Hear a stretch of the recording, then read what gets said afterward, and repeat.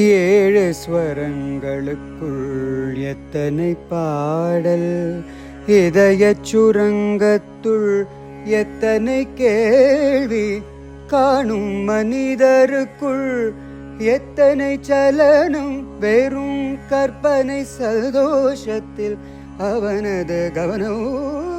ஏழு ஸ்வரங்களுக்குள் எத்தனை பாடல்.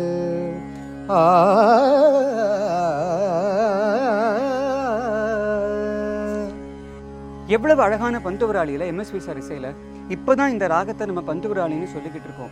இதற்கு சரியான பெயர் காமவர்தனி அல்லது தீட்சிதர் சிஸ்டம்ல பாத்தீங்கன்னா ராமக்ரியா.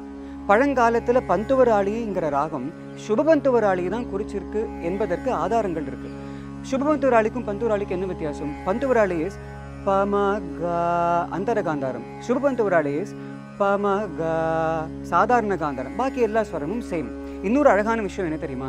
தேவார திருமுறைகள் பாடக்கூடிய பண்களின் வரிசையில இந்த காமவர்தனி ஒண்ணுதான் பிரதிமத்திம ராகம். அதற்கு பெயர் அந்த பண்ணிசையில சாதாரி. சாதாரி ஸ்வராட்சரமாவே இருக்கு.